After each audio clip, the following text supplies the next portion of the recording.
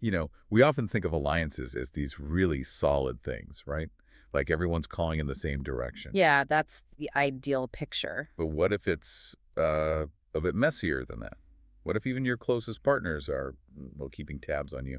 It's kind of unsettling. It really is. A bit like finding out your neighbor's security camera is maybe pointed a bit too much towards your garden. Exactly. And that feeling, that unease, is kind of what we're digging into today. Right. We're looking at a few recent incidents involving intelligence gathering, spying, essentially, between countries you'd think were pretty tight. Like the U.S. and Denmark over Greenland. Precisely. And also Hungary, an EU and NATO member, allegedly spying in Ukraine for Russia. Wow. Okay. And even sort of less reported, North Korea apparently snooping on China.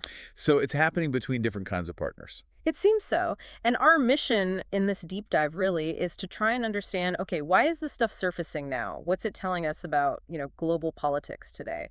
And what should you, listening, take away from all this? Exactly. We've got some sources that lay out these cases and their fallout. Okay, let's jump in then. First up, this U.S. Denmark-Greenland situation.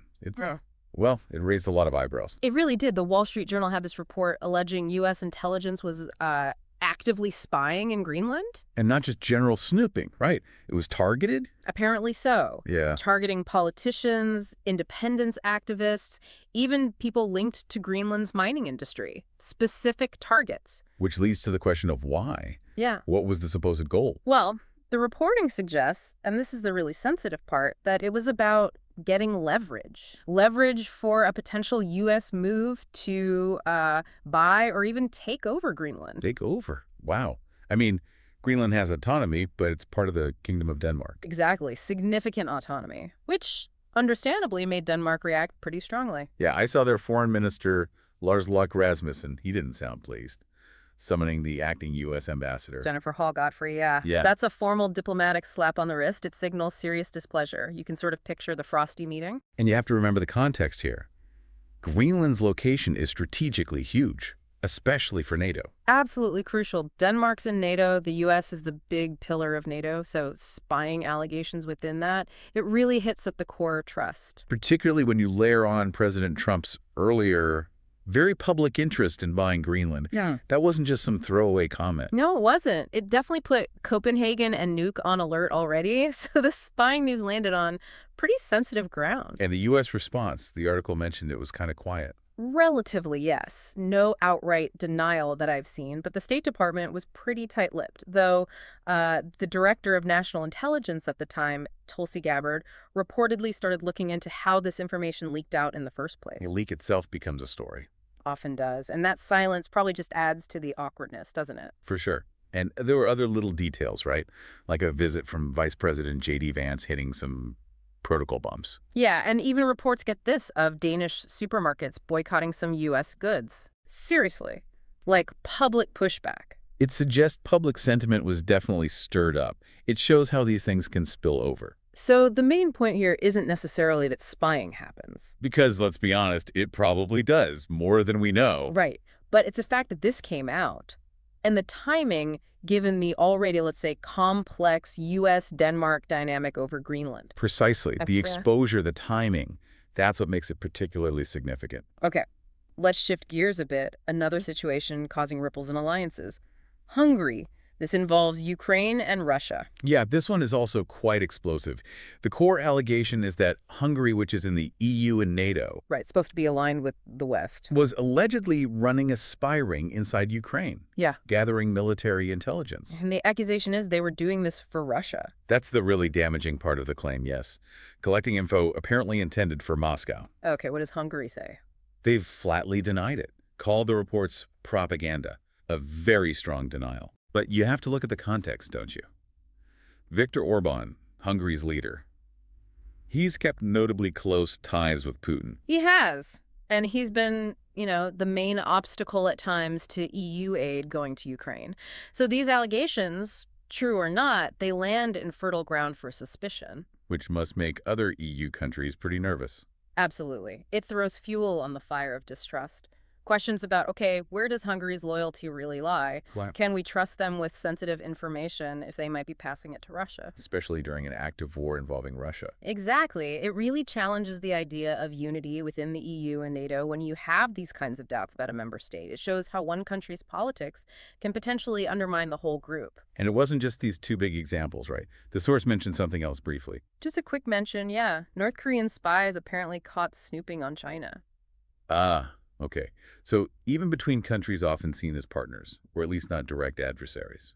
Right. It just underlines that this isn't solely a Western alliance issue. It seems to be a broader trend, this strategic curiosity, let's call it, even among supposed friends or aligned nations. Okay, so that really brings us to the big question. Why?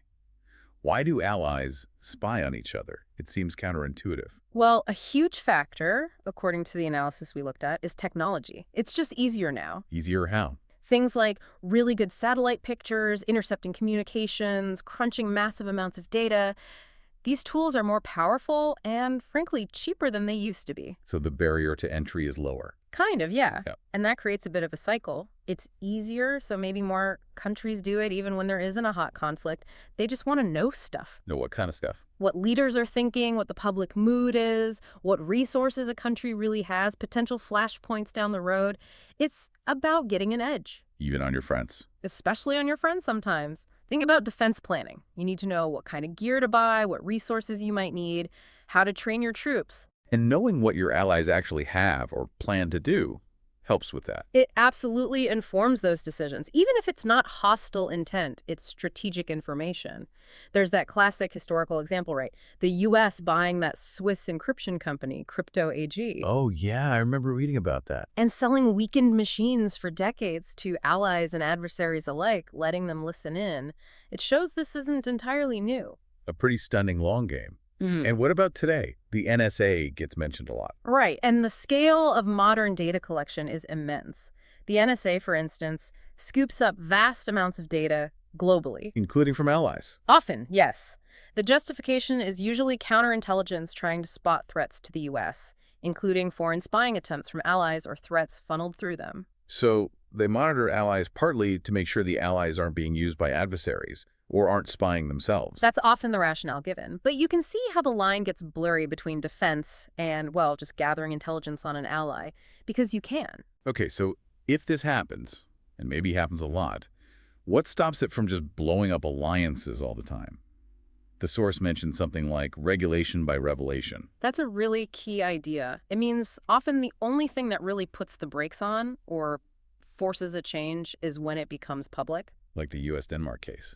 The scandal itself is the regulation. Exactly. The diplomatic fallout, the bad headlines, the public anger that can force governments to, at least outwardly, adjust course. But the official reaction is often kind of muted. Typically, yes. You get the formal complaint, maybe some promises to review procedures, but rarely a complete break.